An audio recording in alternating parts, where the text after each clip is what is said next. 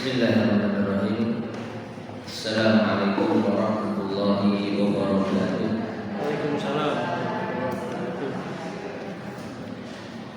Alhamdulillahirabbil alamin. Wassalatu wassalamu ala asyrafil anbiya'i wal mursalin nabiyyina Muhammadin wa ala alihi wa ashabihi wa man tabi'ahum bi ihsanin ila yaumiddin, amma ba'd. Ma'asyiral muslimin, para jamaah sekalian rahimani wa rahimakumullah. Alhamdulillah, pada kesempatan di pagi hari ini kita bisa melanjutkan kembali kajian kita membahas kitab Al-Wajiz fi Fiqh Sunnati wal Kitabil Aziz yang disusun oleh Syekh Abdul Azim Al-Badawi hafizahullah ta'ala, melanjutkan pembahasan Kitabul Hajj sampai pada miqat.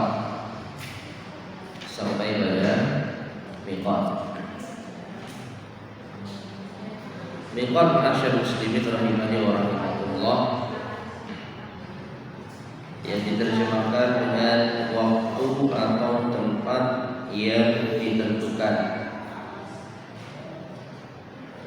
Jadi diambil kata dari kata waktu, miqat, waktu untuk mengerjakan haji ataupun tempat yang ditentukan untuk mengerjakan haji. Mawaqit bentuk jamak dari kata miqat, seperti kata mawa'id bentuk jamak dari mi'ad. Ini dari segi bahasa Arab saja. Mawaqitul hajj adalah miqat haji.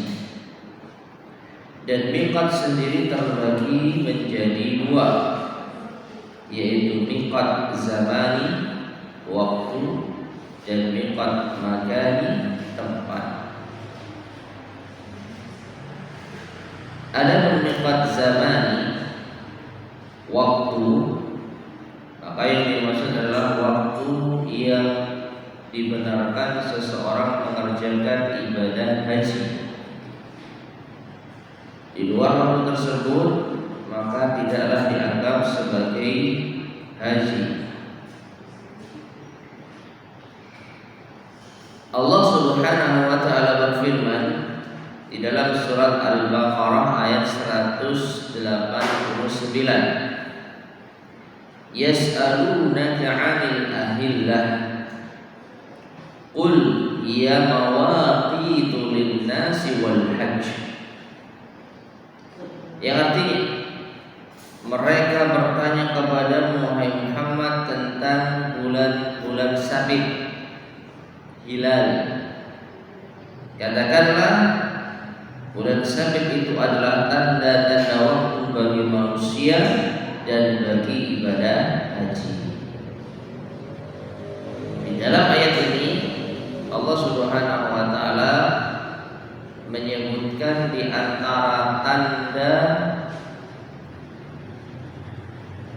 yang menjadi patokan di dalam beberapa ibadah itu dengan hilal.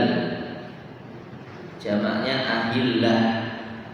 Dan hilal sendiri artinya bulan sabit, tanda masuk awal apa?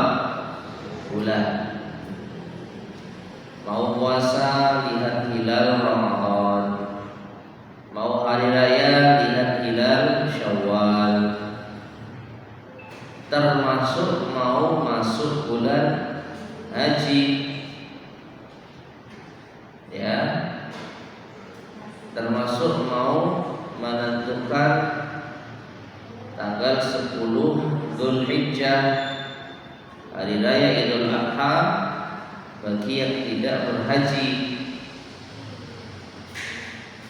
Maka mereka menentukannya dengan hilal bulan Dzulhijjah. Nah, dan firman Allah Ta'ala dalam surat Al-Baqarah pula ayat 197, Allah berfirman, Al-Hajju Ashhurun Ma'lumat. Al-Hajju musim haji, Ashhurun Ma'lumat adalah beberapa bulan yang dimaklumi. Jadi haji itu terdiri dari beberapa bulan yang dimaklumi. Ashhur itu bentuk jamak dari syahr yang artinya beberapa bulan. Berarti bukan hanya satu bulan. Namun apakah ini berarti haji itu boleh dikerjakan di bulan-bulan tersebut? Apakah haji itu boleh dikerjakan di selain bulan Dzulhijjah? Maka tentu saja tidak. Tapi mengapa Allah menyebutkan musim haji itu adalah beberapa bulan, bukan hanya satu bulan? Jawabnya kita lihat hadis Ibnu Umar berikutnya. Ibnu Umar radhiyallahu anhu berkata, Ashhurul haji Syawal wa Dzulqa'dah wa ashrun min Dzulhijjah. Bulan-bulan haji, musim-musim bulan haji adalah bulan Syawal, bulan Dzulqa'dah, dan 10 hari pertama di bulan Dzulhijjah. Berarti boleh kita haji di bulan Syawal, berarti boleh kita haji di bulan Dzulqa'dah. Ya. Maka tentu butuh penjelasan lagi. Hadis Ibnu Abbas radhiyallahu anhu berikutnya, beliau berkata, Minas sunnati an la yuhrima bil haji illa fi ashhuril haji. Termasuk sunnah, yaitu sesuai dengan petunjuk Rasulullah SAW, ialah tidak berihram untuk haji kecuali pada bulan-bulan haji. Nah, ini menunjukkan bahwasanya yang dimaksud bulan haji itu adalah Syawal, Dzulqa'dah, dan Dzulhijjah. 10 hari pertama di bulan Dzulhijjah, maksudnya adalah bisa memulai untuk berihram. Artinya begini jamaah sekalian rahimani wa rahimakumullah. Kalau ada orang niat haji, anggaplah haji yang paling mudah, haji tamattu. Bahkan para ulama menyebutkan ini adalah haji yang ingin dikerjakan oleh Nabi Sallallahu Alaihi Wasallam, haji yang terbaik, yaitu seseorang melakukan ibadah umrah, kemudian tahallul secara total, kemudian baru di tanggal 8 Dzulhijjah memakai pakaian ihram lagi untuk haji. Jadi ada umrahnya dulu. Nah, perhatikan, kalau ada orang yang berniat haji dan dia memulai ihram untuk umrah di luar 3 bulan ini, maka umrahnya tidak dianggap sebagai umrah haji. Saya ulangi, barang siapa yang berniat haji tamattu yang selalu dimulai dengan umrah, tapi umrahnya tidak di bulan-bulan haji ini, maka hajinya tidak sah, dianggap sebagai haji tamattu, karena umrahnya dikerjakan di luar bulan haji. Oleh karena itu, orang yang memulai umrahnya atau memulai rangkaian ibadah haji tamattunya sejak bulan Syawal, maka umrahnya dianggap sebagai umrah haji. Kita ambil contoh, seseorang berniat untuk haji sejak bulan Syawal, Ya, sejak bulan Syawal. Berangkatlah dia umrah di bulan Syawal. Niatnya ini apa? Niatnya ini adalah umrah untuk haji. Setelah selesai umrah, dia tahallul secara total. Cukur rambut, kemudian melepas pakaian ihram, lalu dia bebas untuk melakukan apapun sampai tiba tanggal 8 Dzulhijjah, maka dia memakai pakaian ihram kembali di tempat tersebut. Berarti ini ada, yaitu istilahnya apa ya? Ada isyarat dia tinggal di kota Mekah selama itu sejak bulan Syawal, nggak pulang-pulang. Jadi datang di bulan Syawal umrah, lalu dia menetap di Mekah sampai tanggal 8 Dzulhijjah. Dia memakai ihram lagi untuk memulai rangkaian ibadah haji ke Mina dan seterusnya. Nah, demikian pula di bulan Dzulqa'dah masih bisa. Demikian pula 10 hari pertama di bulan Dzulhijjah. Ya. Nah, inilah yang dimaksud dengan apa? Bulan-bulan haji.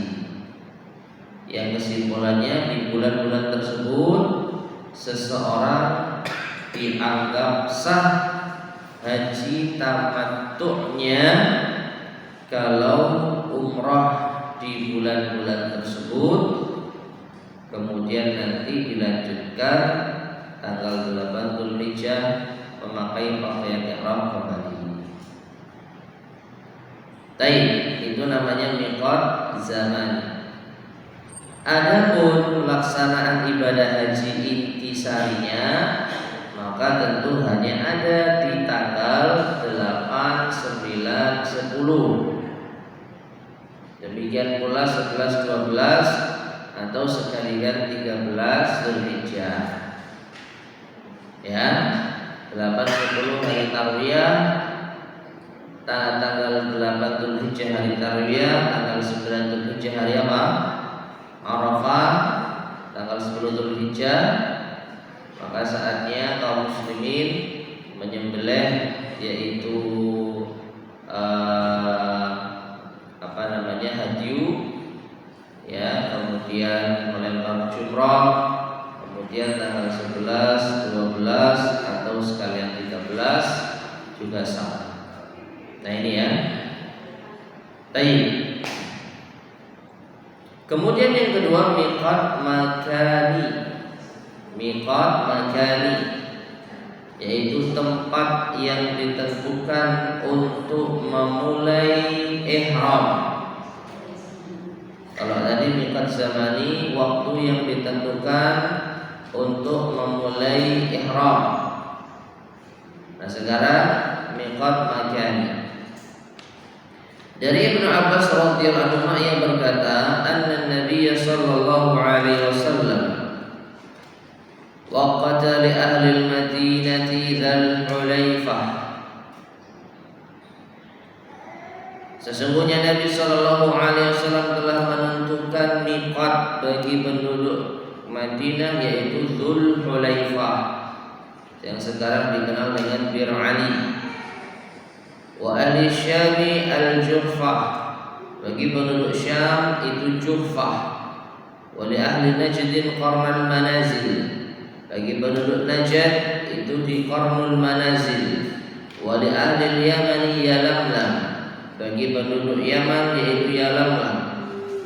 Wa qala, Nabi sallallahu alaihi wasallam bersabda, "Kunna lahunna liman ata alaihinna min ghairihinna mimman aradal hajj wal umrah."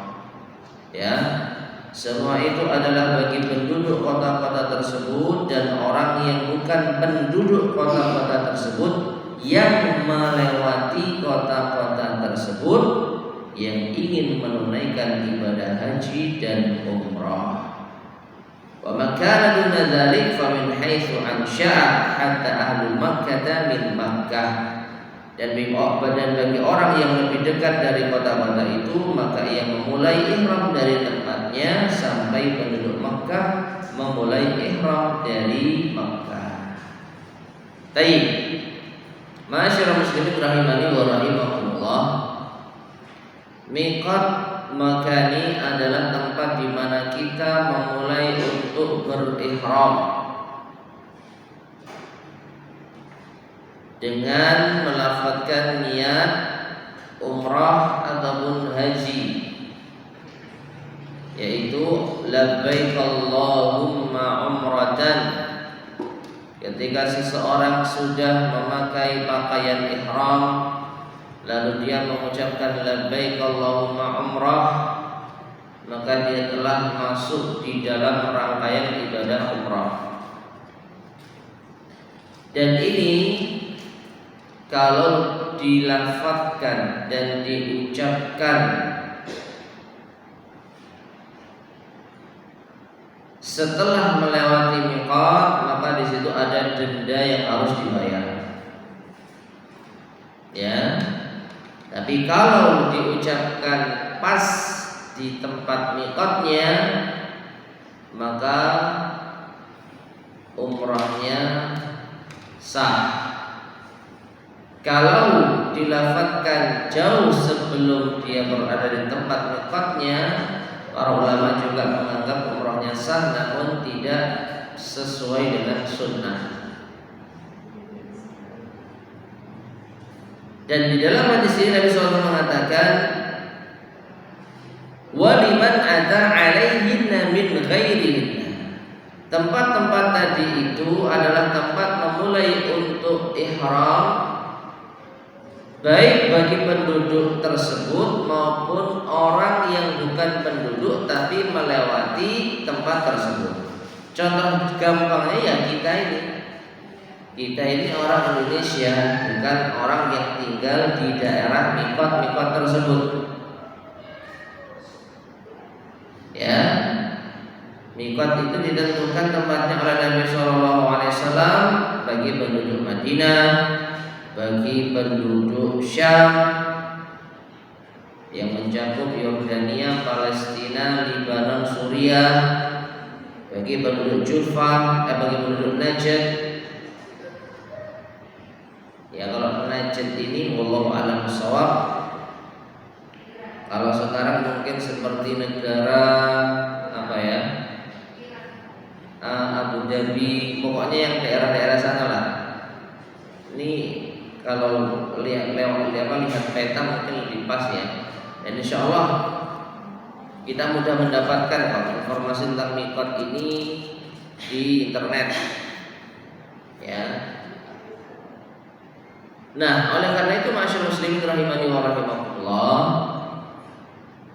untuk memudahkan, maka biasanya biro penyelenggara haji itu atau umrah itu memulai ibadah umrahnya itu dari Madinah supaya jelas. Ya, jadi berangkat dari Indonesia, ziarah dulu, mengunjungi dulu pada Madinah. Nah, kemudian memulai umrahnya ya dari miqatnya penduduk kota Madinah, Dzulhulaifah atau Bir Ali. Itu paling nyaman sudah, kita nggak bingung mau miqat di mana. Dan termasuk di antara upaya yang patut disyukuri. Bukan semata-mata ya enak Madinah dulu atau yang lain dan lain sebagainya, tidak. Umrah nggak harus lewat Madinah. Umrah bisa lewat kota manapun sesuai dengan miqat yang ditentukan. Kalau kita berangkat dari Indonesia langsung ke Jeddah dan langsung umrah, maka kita ikut miqatnya penduduk Yaman, yaitu Yalamlam. Loh, berarti orang-orang yang umrah turun Jeddah, mereka harus ambil miqat yang Yalamlam, tidak harus jamaah. tergantung dia setelah turun dari Jeddah dia mau kemana. Apakah langsung umroh atau ke Madinah dulu? Nah ini. Makanya jemaah sekalian rahimani wa rahimakumullah, termasuk di antara hal yang patut kita waspadai. Perhatikan ini. Ini hal yang cukup penting. Naik pesawat itu tidak hanya satu travel saja, ya kan? Ada banyak travel. Dan travel itu memulai itinerary itu rentetan rangkaian perjalanan ibadah mereka beda-beda. Travel A menyelenggarakan umroh terlebih dahulu, baru kota Madinah berikutnya. Travel B Madinah dulu, baru umroh. Nah, kedua travel ini atau banyak travel ini sama-sama naik pesawat turun di Jeddah. Maka hati-hati. Hati-hati apa? Bagi yang langsung umroh, berarti Surabaya, Jeddah, Mekah, baru Madinah, dia harus mengambil mikot di atas pesawat ketika melewati apa? Yalam yang ada di kota Yaman. Kalau masalah pemberitahuan, insya Allah maskapai pasti memberitahu. Cuman masalahnya kita ini siap atau tidak? Kita siap atau tidak? Anggaplah siap, maka kita harus sebelum masuk mikot, sebelum pesawat tepat di atas Yalamlam, bagi yang laki-laki harus sudah memakai pakaian ihram, harus melepas semua pakaian berjahit, tidak boleh memakai pakaian berjahit maupun penutup kepala yang menempel seperti peci, topi, kopiah dan lain sebagainya. Jadi harus menanggalkan itu semua. Baru setelah pesawat pas di atas Yalamlam mengucapkan labbaik Allahumma umratan. Nah, dia resmi sudah menjadi jamaah yang akan mengerjakan ibadah umrah. Mulai dia mengucapkan labbaik Allahumma umratan dan melewati mikot, maka dia dilarang melaksanakan hal-hal yang dilarang saat ihram. Tidak boleh cukur rambut, potong kuku, memakai minyak wangi, memakai pakaian berjahit dan lain sebagainya. Dan dia harus konsisten, ya, sampai di bandara ya tetap dalam keadaan memakai pakaian ihram. Di imigrasi pun juga demikian, harus betah sampai nanti berangkat ke kota Mekah, langsung umroh, selesai baru tahallul. Nilai plusnya apa jemaah? Nilai plusnya setelah umroh dia bebas. Jadi kalau itu perjalanan umroh 9 hari, ya, maka di hari pertama dia tiba di kota Jeddah, langsung berangkat ke Mekah, langsung umroh, plong. Setelah itu bebas mau ngapain, ya. Jadi sudah menyelesaikan ibadah umroh yang paling penting di hari pertama. Nah, ada pun travel lain yang tidak langsung umroh meskipun turun di kota apa tadi? Jeddah. Maka hati-hati, jangan ikut-ikutan mengucapkan niat ihram. Makanya di sini butuh pembimbing, butuh tour leader. Karena jamaah kita itu mohon maaf latah. Sebelahnya ngomong apa ikut-ikutan, sebelahnya baca apa ikut-ikutan. Ya.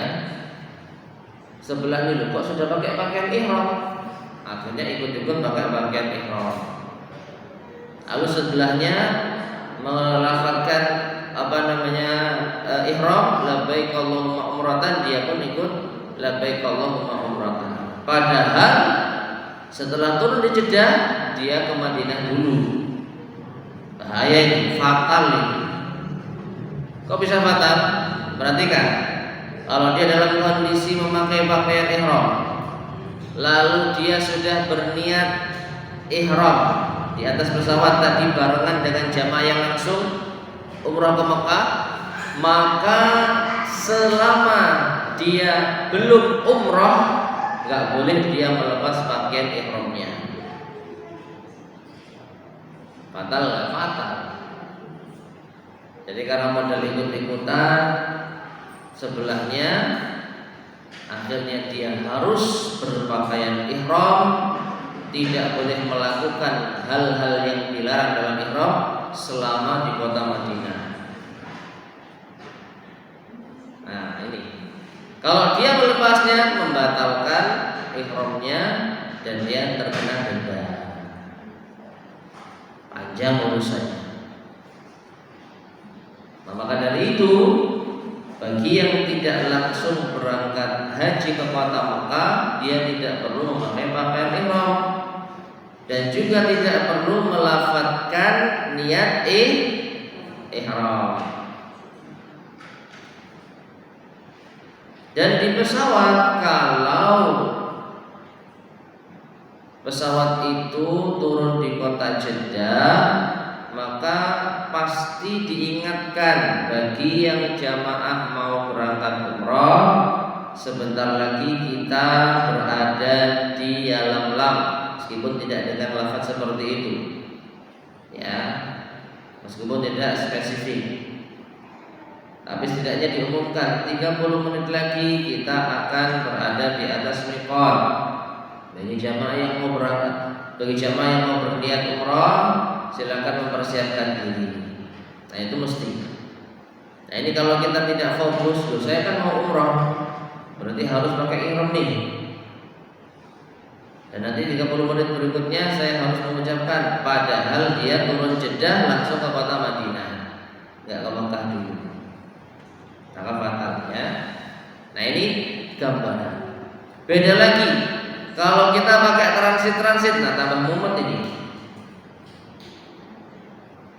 Dari Juanda misalkan ke Malaysia, dari Malaysia ke Dubai, dari Dubai ke Jeddah, dari Jeddah langsung Mekah umrah. Nah ini malah ribet. Kenapa? Katakanlah dari Dubai, maka Dubai ke Jeddah ini sudah melewati mikot, dan mikotnya bukan Yalamlam lagi, beda. Kalau Dubai setahu saya itu mikotnya di Qarnul Manazil. Di mana itu? Kalau naik pesawat pasti dikasih tahu, pasti dikasih tahu. Hanya saja siapkah kita perjalanan sebegitu jauhnya, oper-oper pesawat, turun transit, lalu memakai pakaian ihram dan seterusnya. Kalau siap, bismillah, nggak ada masalah. Dan kewajiban bagi travel untuk mengedukasi jamaahnya. Meskipun mungkin di antara kita ada yang mengatakan, loh, ada kok ulama yang membolehkan ambil mikot di Jeddah. Kalau ada ya ada, tapi benar gak pendapat itu? Ini yang perlu untuk kita kaji. Dan ini pernah kita jumpai. Niatnya langsung umrah ke Mekah, tapi sampai di Jeddah baru ganti pakaian ihram. Ini fatal. Karena sudah melewati mikot, belum mengucapkan ihram dan belum memakai pakaian ihram. Kalau berihram sebelum mikot ini lebih longgar. Kalau berihram sebelum mikot itu lebih ringan. Jadi jauh sebelum mikot dia memakai pakaian ihram dan dia mengucapkan labbaik Allahumma umratan. Ini lebih ringan Kenapa? Karena ketika dia lewat miqat, bagaimanapun juga dia sudah niat umrah, dia sudah pakai pakaian ihram. Tapi kalau ternyata lewat miqat belum ihram, ini yang berat. Nanti ada dendanya. Dan bisa dikatakan ya, siapa yang mau bayarin denda? Travel gak mau lah. Ya. Sedangkan jamaah awam mereka nggak tahu, mereka hanya mengikuti instruksi. Oleh karena itu pentingnya edukasi tentang masalah ini, ya, termasuk juga anjuran untuk tidak salah di dalam memilih travel perjalanan umrah kita. Nah kesimpulannya masyarakat muslimin rahimani wa rahimakumullah, benar-benar sebelum berangkat umrah itu diketahui betul perjalanan kita ini kemana dulu. Pokoknya yang paling aman, yang paling nyaman lah ke Madinah dulu. Itu paling aman, paling nyaman, paling mudah. Mau turun dimanapun, mau transit dimanapun, kalau perjalanan di kota Madinah, maka tidak perlu pakai pakaian ihram selama di perjalanan. Karena nanti pakai pakaian ihramnya ketika mau berangkat umroh dari Madinah ke Mekah, dan itu lebih mudah. Meskipun salib di hotel, ya kan, pakai pakaian ihram sejak di hotel, tapi kan cuma beberapa menit saja sudah sampai di miqat Bir Ali, Dzul Hulaifah. Tidak terlalu berat dibandingkan dengan apa? Pakai pakaian ihram sejak di Indonesia misalkan, atau sejak di Malaysia, yang tidak bisa apa istilahnya, ganti dengan cepat, maka ini sangat-sangat riskan, ya. Nah ini perlu diperhatikan betul yang mau berangkat umrah, terutama ya, perjalanan umrahnya itu mana dulu yang dituju, apakah langsung umrah ke Mekah atau ke Madinah dulu. Baik. Dari Aisyah radhiyallahu anha, anna Nabiy sallallahu alaihi wasallam waqata li ahli al-Iraq dzat 'irq.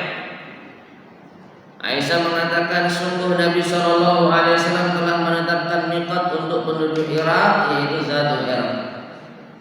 Jadi kalau kita perhatikan di peta, ya, kurang lebih Mekah itu dikelilingi beberapa tempat. Kalau ditarik garis yang bersambung itu semacam lingkaran. Ya, Lamlam di sini, kemudian Jufah di sini, kemudian Bir Ali di sini. Jadi seakan-akan apa, muter. Ditarik garis antara miqat-miqat itu menjadi semacam lingkaran. Nah, bagi penduduk yang melewati perbatasan itu, dia memulai darinya. Nah, kemudian disebutkan di sini, siapa yang hendak menuju Mekah untuk menunaikan haji ataupun umrah, ya, tidak boleh melewati tempat-tempat tersebut sampai ia berihram. Ingat, kalau tujuannya haji atau umrah, maka sebelum melewati miqat harus sudah berihram. Dan berihram ini meliputi lagi-lagi memakai pakaian ihram dan mengucapkan niat ihram. Niat ihram itu bagaimana? Labbaik Allahumma umratan, itu kalau umrah. Labbaik Allahumma hajjan kalau haji. Ya. Tapi kalau tidak ada niat umrah, misalnya ngapain? Ya, saya mau ke kota Mekah mengunjungi saudara, enggak umrah, tidak niat umrah, ya tidak perlu memakai pakaian ihram dan tidak perlu niat ihram. Ya, jelas. Baik, kemudian perhatikan di sini. Berihram sebelum tempat-tempat tersebut adalah makruh. Makruh itu apa? Dibenci. Semua riwayat hadis mengenai anjuran untuk ihram sebelum miqat tidak sahih. Bahkan terdapat riwayat yang berlawanan. Lihat perkataan mengenai cacatnya hadis-hadis tersebut dalam silsilah al-ahadits ad-dhaifah halaman 210-212. Perhatikan ya. Berihram sebelum miqat ini makruh. Tapi ini lebih ringan daripada berihram setelah melewati miqat. Kalau ini fatal. Kalau makruh dibenci tetapi umrohnya tetap sah. Misalnya bagaimana? Misalnya, ini nanti ada contohnya ini sebenarnya. Ya, kita baca contohnya dulu saja. Alangkah indahnya perkataan Imam Malik kepada orang yang hendak berihram sebelum Dzulhulaifah. Imam Malik itu imamnya kota Madinah, pernah menjumpai seseorang yang ihramnya di Masjid Nabawi. Ingat, ihram di Masjid Nabawi itu maksudnya mengucapkan niat ihram. Tapi kalau kita di Masjid Nabawi hanya memakai pakaian ihram, karena supaya tidak repot lagi nanti ganti di tempat ihram, di tempat miqat.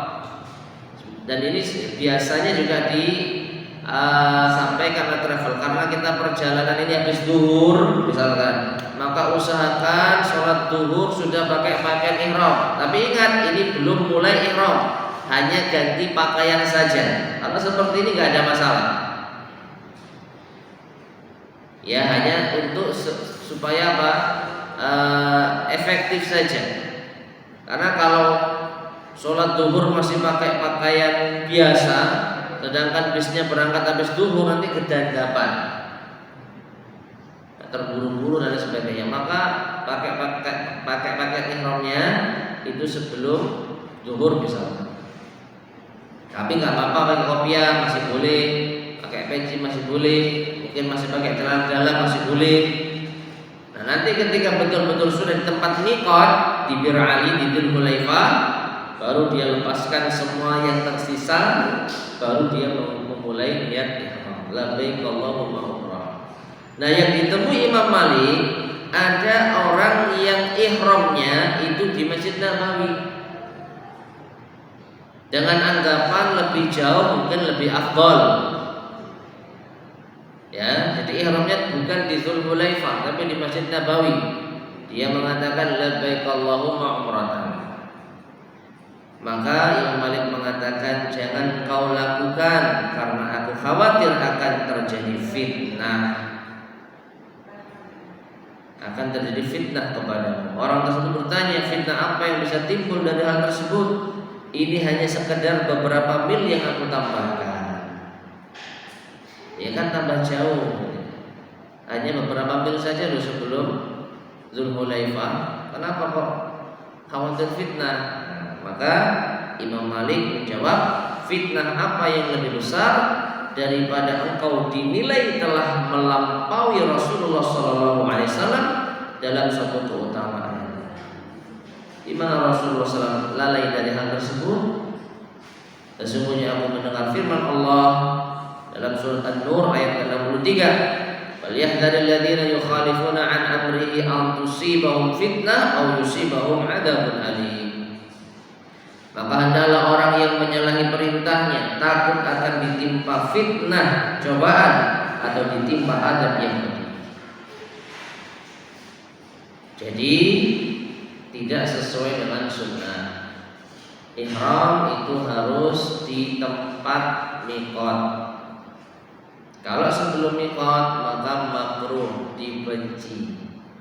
Tapi sekali lagi ini masih lebih ringan. Karena apa?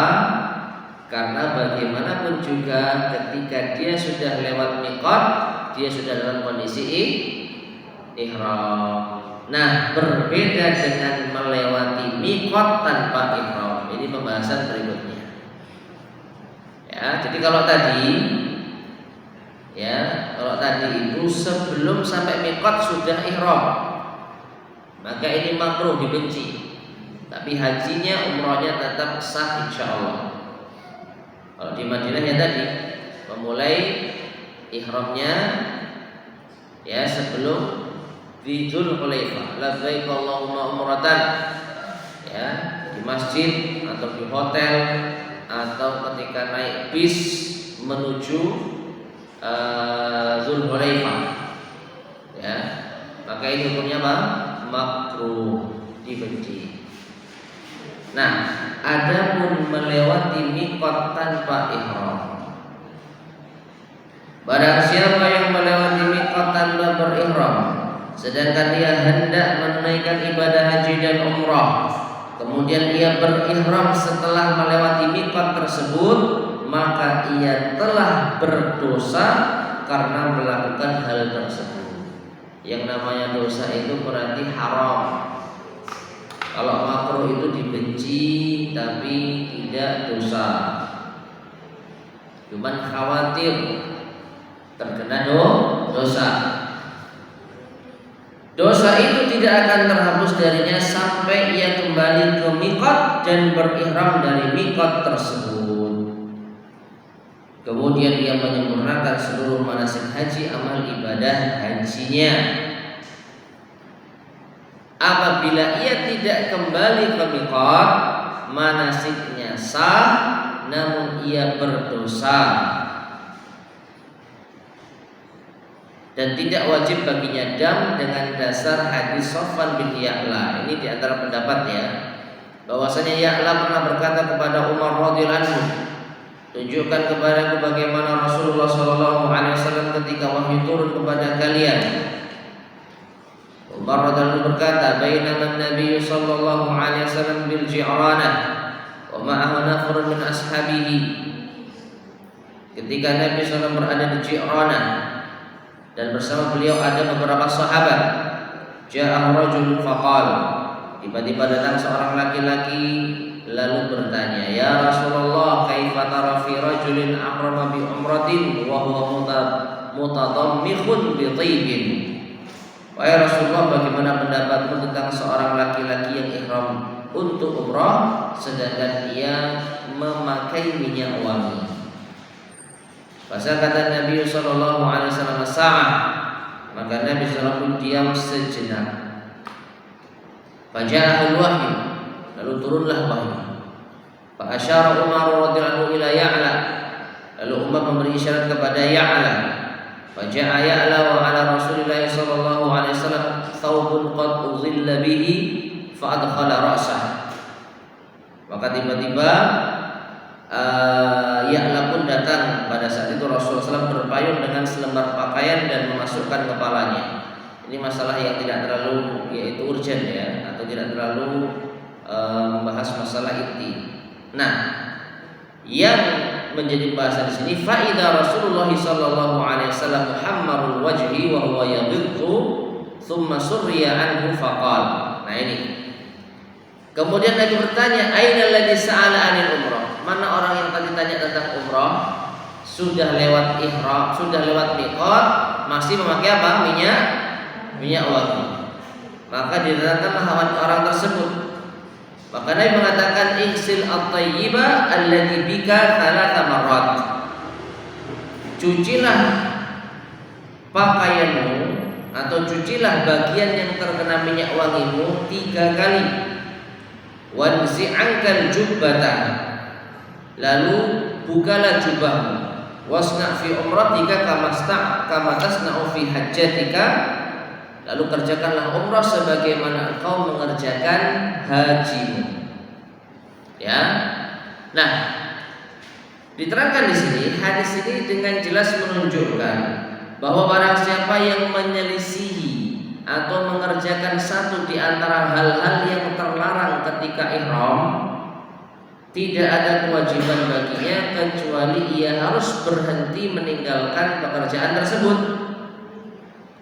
Karena Rasulullah SAW tidak memerintahkan laki-laki yang memakai jubah berlumuran minyak wangi dari minyak wangi wanita dan jenis kulit sebagai dalam yang lain, kecuali membuka jubahnya dan mencuci minyak wangi tersebut.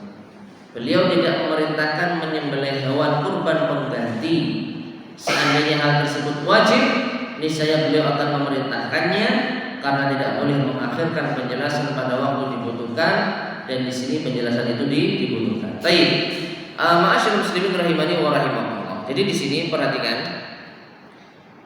yang dibawakan dalil oleh penulis itu orang yang ketika sudah berihram dia pakai pakaian berjahit jubah lalu memakai minyak wangi. Dan ini termasuk di antara larangan ihram.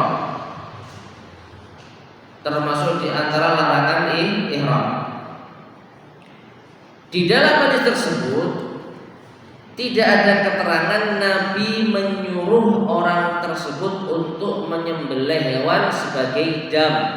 Apa dam itu? Denda. Karena kamu melanggar larangan ihram maka kamu sembelih dam. Kamu sembelih kurban, hewan kurban sebagai dam. Di dalam hadis itu tidak disebutkan seperti itu. Ya. Namun para ulama kita berbeda pendapat. Ada yang berpendapat di saat itu Nabi tidak menyebutkan, tapi bukan berarti tidak ada damnya. Ini yang pertama. Yang kedua, kasus yang tadi kita sebutkan itu berbeda. Apa? Melewati miqat belum dalam keadaan ihram. Kalau tadi orang ini kasusnya pakai minyak wangi. Perhatikan, pakai minyak wangi dan pakai pakaian berjahit. Maka Nabi hanya memerintahkan lepas cuci minyak wanginya. Bagian tubuh yang kena minyak wangi cuci. Nah sekarang kalau orang itu sudah melewati miqat tanpa berihram, maka akan menjadi tidak masalah kalau orang ini kembali lagi ke tempat miqatnya. Baru gak ada masalah. Tapi kalau dia sudah lewat miqat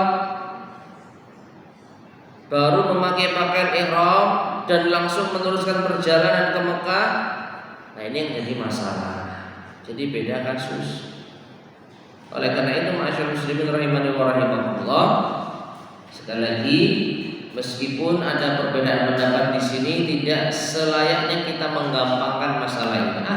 Ada pendapat lewat miqat gak pakai ihram gak apa-apa kok, gak perlu bayar dam. Ini pendapatnya. Nanti akhirnya kita menggampangkan.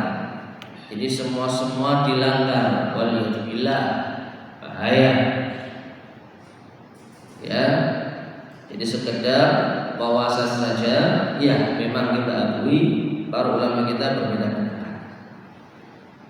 Ada yang menganggap tidak perlu membayar dam kalau dia melanggar larangan ihram.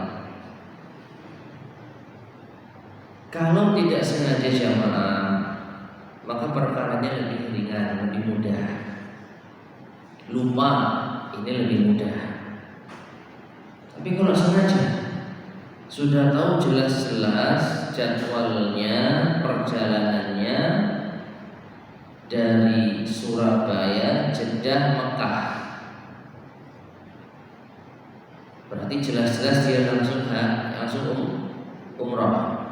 Tapi dia memakai ihramnya di bandara Jeddah atau bahkan mungkin di hotel Mekah, berarti jelas-jelas dia tahu dia bakal melanggar larangan ihram.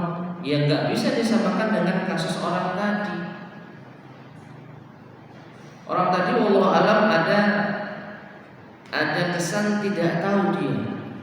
Makanya tanya, bagaimana hukumnya?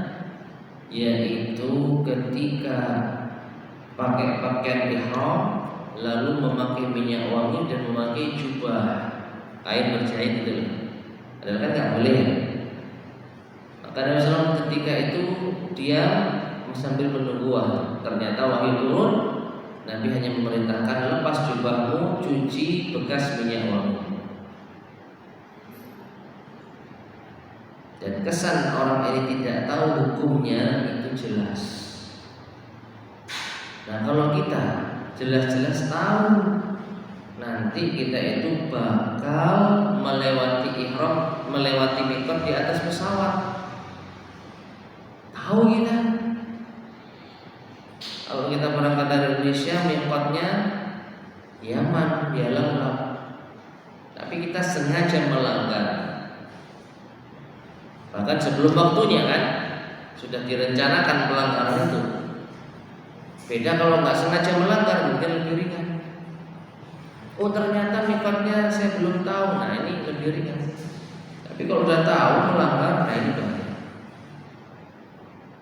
Dan sekali lagi, pendapat para ulama bukan hanya ini. Ada yang berpendapat melanggar larangan ihram itu wajib membayar apa? Nah, daripada kita diperdebatkan wajib bayar atau tidak, yang penting hindari hindari masalah, jangan macam-macam. Kalau jelas-jelas kita tahu kalau kita itu mau berangkat langsung umrah dari Indonesia langsung ke Mekah, pasti turun Jeddahnya, maka lebih baik kita ngalah. Gimana? Ya pakai pakaian ihram sejak berangkat di bandara. Nanti niat ihramnya tinggal ketika di atas Yalam. Lebih baik seperti itu. Repot sedikit, tetapi status umrah kita tidak diperdebatkan. Kan enak gitu. Kamu umrahnya gimana? Ya saya ihram di atas pesawat. Ketika sudah lewat Yalam, sebagaimana yang disebutkan Nabi SAW bagi penduduk Yaman atau yang melewati Yaman, mikotnya di Yalam. Oh aman sudah. Lah kamu mikotnya di mana? Saya mikotnya di bandara Jeddah. Waduh, para ulama berbeda pendapat ini tentang keabsahannya. Kamu di mana mikotnya? Saya mikot niat ihram ketika sudah sampai di hotel Mekah. Wah ini lebih parah lagi. Jadi daripada status ya mulainya ibadah kita umrah ini dipermasalahkan, diperdebatkan, mending kita hindari masalah. Ya, hindari masalah. Wallahu a'lam. Baik. Kemudian masyarakat muslimin rahimani wa rahimahullah, kita lanjutkan.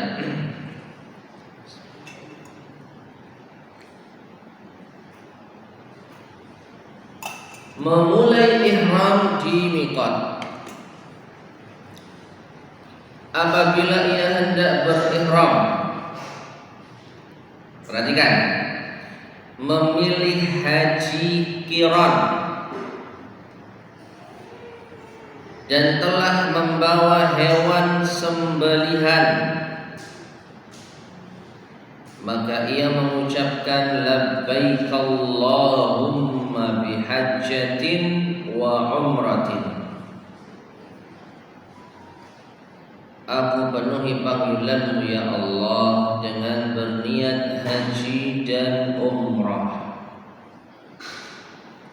Ya, apabila ia hendak berihram, memilih haji qiran.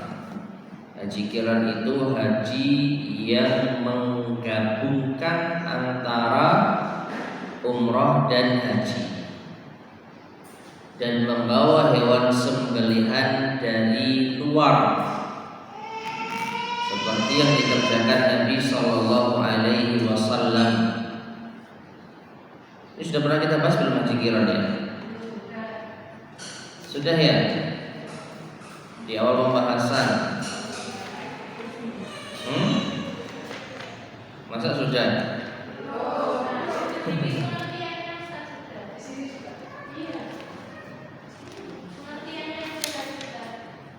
Pengertian singkat gitu. Tapi nggak ada di kitab ya. Bentar. Tapi nggak apa-apa, diulang-ulang nggak apa-apa.